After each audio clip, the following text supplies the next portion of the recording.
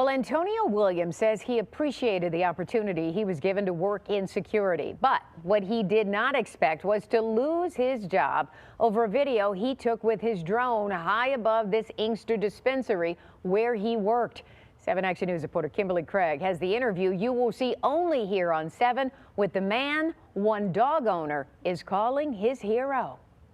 I'm the only person who had that footage that showed clearly what took place that night. And this is the video that Antonio Williams says cost him his job working as late-night security for the Flower Bowl dispensary on Michigan Avenue.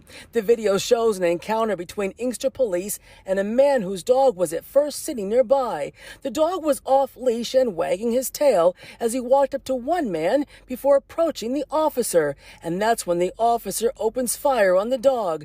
Williams says the dog was not behaving aggressively. I think the training is wrong. I think that officer honestly did what he believed he was justified in doing.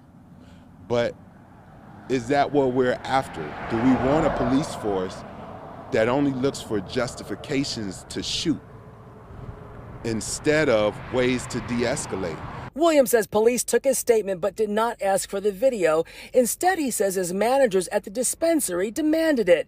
But it's his drone and his video. He was told to not give it to anyone, but Williams says he thought it was the right thing to do to give the video to Brad Brock, the man whose dog was killed. What I chose to do with that footage was my right and my choice.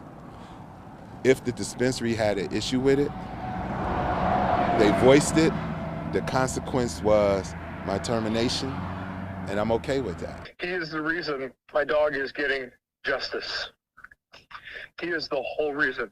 And I am so angry and upset and hurt that he lost his job, because that is wrong. Williams can relate to loss because his loved ones passed away while he was serving life in prison without parole for a homicide he committed when he was a teenager.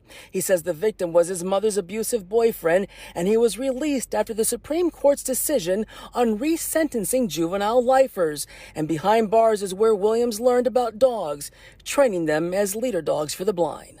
Zero aggression training. What does that mean? What does that translate into out here? Patience, kindness, tolerance. In Inkster, Kimberly Craig, 7 Action News.